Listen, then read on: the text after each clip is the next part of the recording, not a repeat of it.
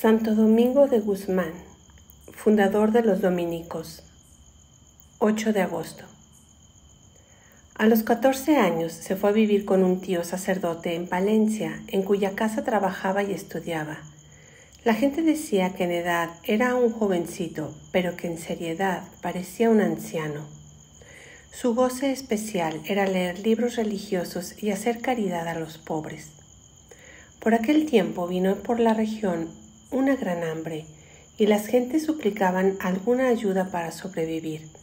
Domingo repartió en su casa todo lo que tenía y hasta el mobiliario.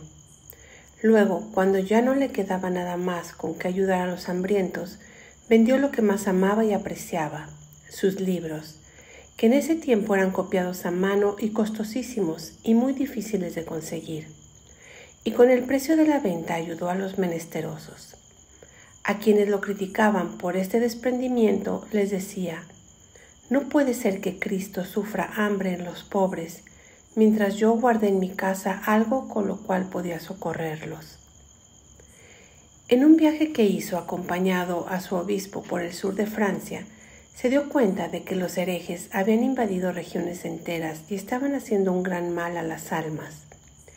Y el método que los misioneros católicos estaban empleando era totalmente inadecuado. Los predicadores llegaban en carruajes elegantes, con ayudantes y secretarios, y se hospedaban en los mejores hoteles, y su vida no era ciertamente un modelo de la mejor santidad. Y así de esa manera las conversiones de herejes que conseguían eran mínimas. Domingo se propuso un modo de misionar totalmente diferente. Vio que a las gentes les impresionaba que el misionero fuera pobre como el pueblo, que viviera una vida de verdadero buen ejemplo en todo y que se dedicara con todas sus energías a enseñarles la verdadera religión. Se consiguió un grupo de compañeros y con una vida de total pobreza y con una santidad de conducta impresionante, empezaron a evangelizar con grandes éxitos apostólicos. Sus armas para convertir eran la oración, la paciencia, la penitencia y muchas horas dedicadas a instruir a los ignorantes en religión.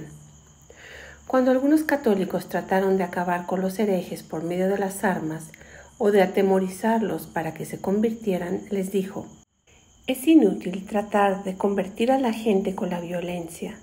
La oración hace más efecto que todas las armas guerreras. No crean que los oyentes se van a conmover y a volver mejores porque nos ven muy elegantemente vestidos. En cambio, con la humildad sí se ganan los corazones. Domingo llevaba ya 10 años predicando al sur de Francia y convirtiendo herejes y enfervorizando católicos, y a su alrededor había reunido un grupo de predicadores que él mismo había ido organizando e instruyendo de la mejor manera posible. Entonces pensó en formar con ellos una comunidad de religiosos y, acompañado de su obispo, consultó al sumo pontífice Inocencio III.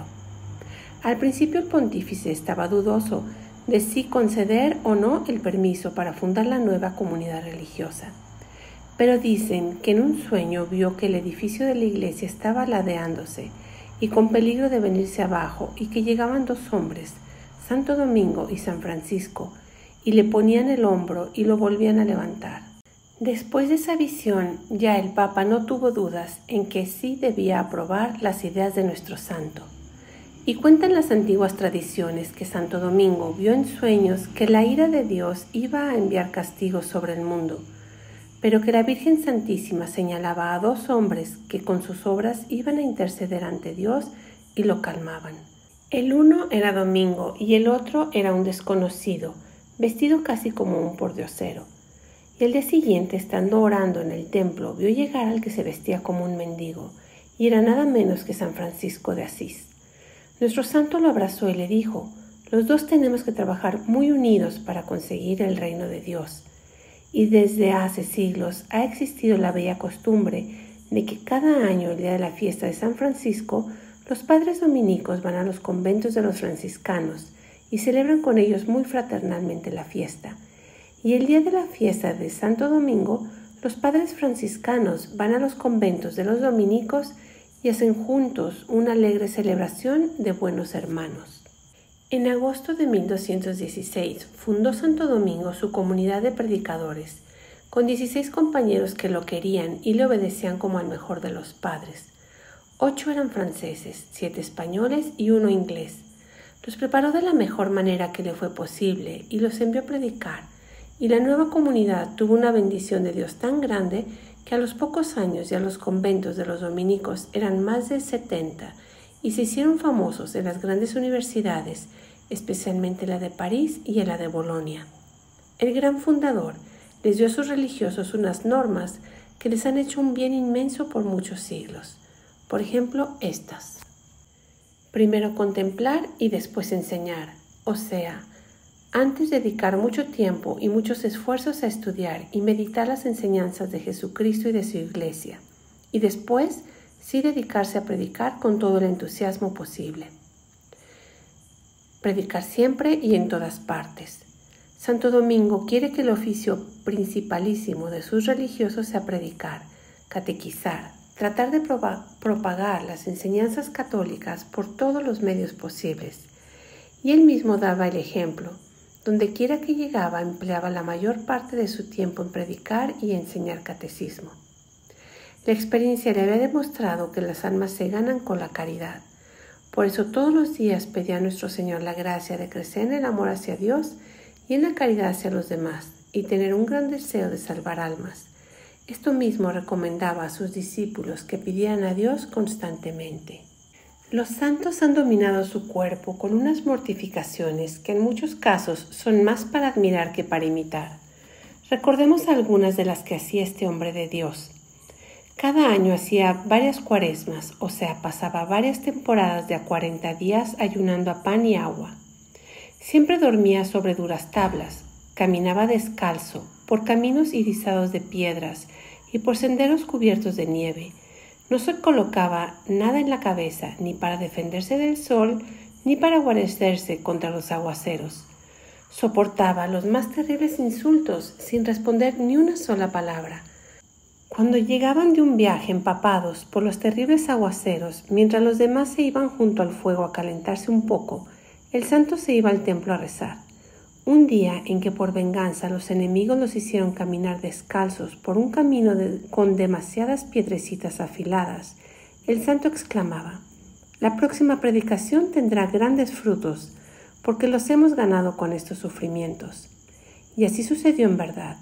Sufría de muchas enfermedades, pero sin embargo seguía predicando y enseñando catecismo, sin cansarse ni demostrar desánimo. Era el hombre de la alegría y del buen humor. La gente lo veía siempre con rostro alegre, gozoso y amable.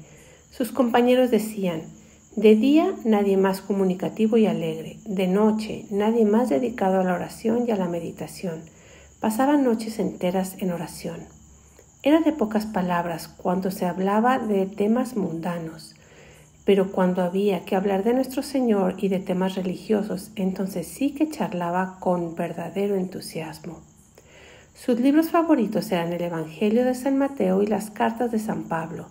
Siempre los llevaba consigo para leerlos día por día y prácticamente se los sabía de memoria.